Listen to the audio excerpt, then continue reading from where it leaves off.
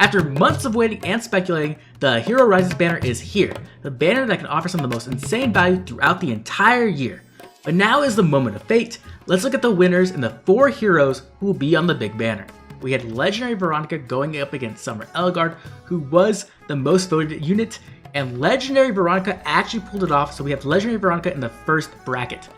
In the second bracket, we have Fomortiis versus Rearmed Grima. Honestly, either winner would have been great here, but Fomortiis actually pulled it out. My boy pulled it out, and he's going to be on the banner. I'm so excited about that. That's amazing.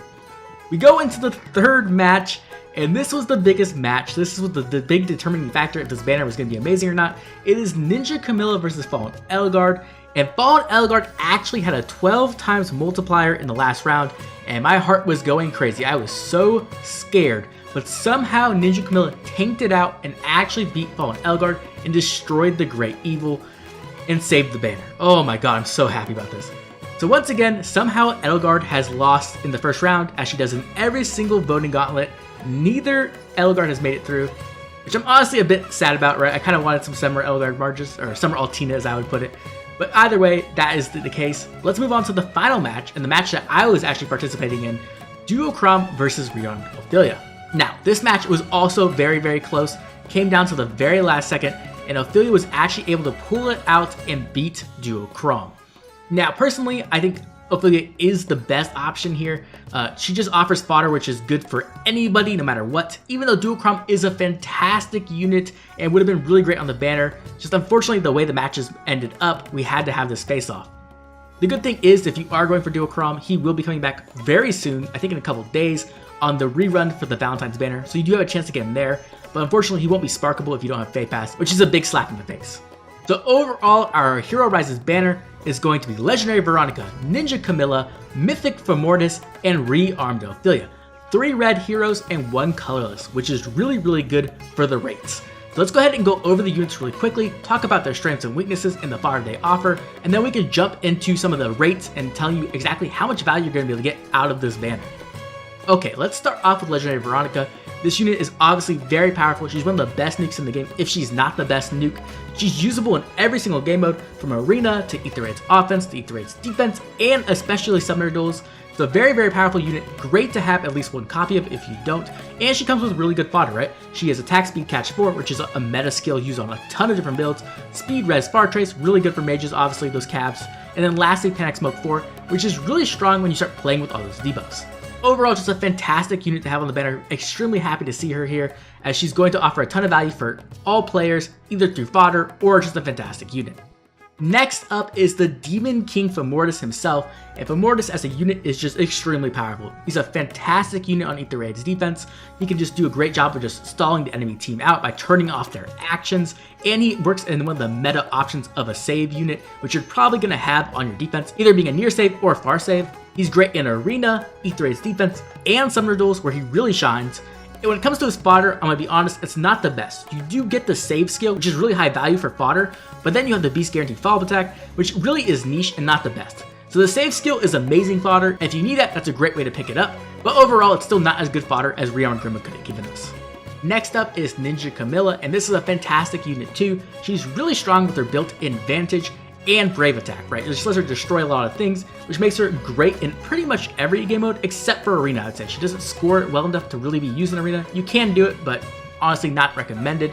She's great in Aether Raid's offense. She's good in Aether Raid's defense. She can be a bit annoying, though that is a bit more niche. And she's amazing in Summoner Duels as a frontline unit or a nuke, which is really good. Now, when it comes to her fodder, I'm not the biggest fan, right? Though Salvo is a good skill, but it is quite niche and not that many units want to use it. And the same can be said for Seal Res 4, as it is a powerful skill, but once again, not many heroes are going to want it. Attack Res Hold is a good C skill, but once again, it's only really used on flyers who want to tank, right? Who want to reduce that attack stat. Typically, you're going to go with Speed Res Hold if you can. So once again, this is good fodder, but is niche.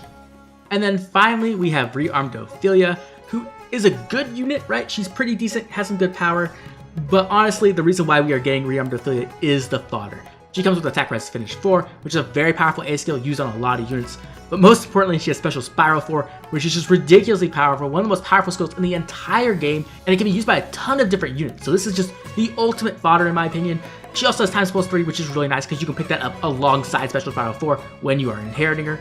And as a rearmed hero, she can duplicate fodder, so you can put other valuable fodder on her and then she can give it to other units. Like if you kill a Katie and Nina, you can put times plus 4 on her and then duplicate that fodder, which just adds a ton of value to your entire account. Okay, with that said, let's stop talking about the heroes on the banner and talk about the rates. Okay, so first of all, we have the overall rates for this banner. So if you are just pulling colorless and red, every 53 orbs, you have a 50% chance of pulling a 5-star, which is pretty solid. At worst, you really get up to 274 orbs, but most likely you'll never hit that high of a threshold.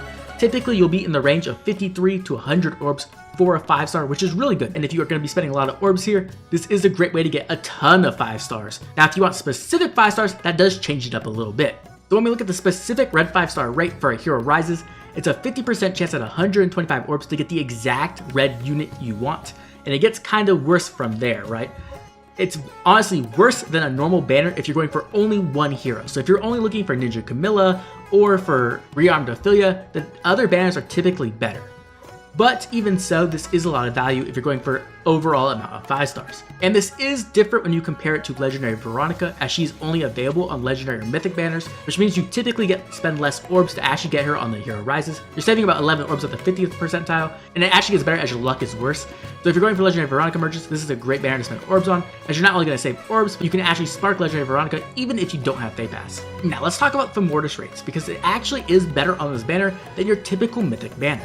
You're overall saving about 21 orbs at the 50th percentile, and then at the 75th percentile, you're saving 54 orbs, so that's massive. So if you are looking for Fomortiis merges, this is a good place to send some orbs. Now the thing you have to consider is that you can get Pity Broken, while on a Mythic banner you will get one of the other 2 units who is sharing with him. So that is something to consider, but you do get to spark him once again, just like with Legendary Veronica, which is a lot of value. But now if we're talking about the ultimate value of this banner, it's really sniping red, right? So if you're going for any red 5-star, so if you're going for Veronica, Camilla, or Ophelia, you're spending 45 orbs on average to pick up a 5-star. And that's bonkers value. That's insane value for as powerful as these units are, right? It really makes this banner one of the better ones of the entire year. Okay, let's go to the final big question of this banner. Should you pull?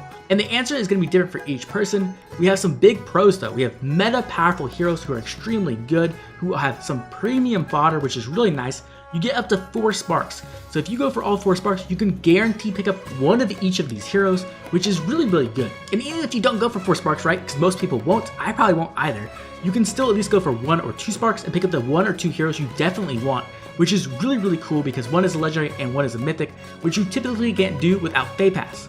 Also, the rates are typically better than a normal banner, though if you are going for a specific red 5-star, it is a slightly worse. Now let's talk about some of the cons, right? The big cons are if you do not need merges, then this banner might not be the best for you. If you already have a copy of each of these heroes, then maybe you don't really want to spend orbs here if you aren't looking for those merges. There's also a new mythic or legendary banner coming up at the end of the month, which has some good shares, so maybe you're going to save orbs for that. And there's the spring banner and the new heroes banner as well, which could be engaged, so maybe you're going to save orbs for that as well. So overall, the answer is going to vary per person. Personally, I think this banner is worth pulling on. Even if you only go to 1 spark, you're most likely going to grab at least 1 to 2 5-stars along the way, and they're gonna most likely be pretty good 5-stars, right? You're gonna get some good stuff out of it, and at the very worst, you're gonna be able to spark and get one of these extremely powerful heroes for your account.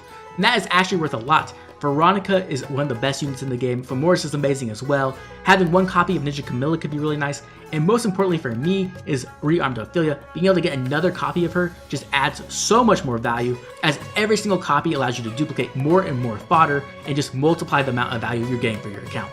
Now the final thing I want to talk about before we end this video is who do I think should win this voting gauntlet. Now I'm going to be honest, Fallen Elgard is out, so honestly any of these 4 is a decent choice, but personally I think Rearmed Ophelia is the best choice, even though I do love Fomortiis a lot.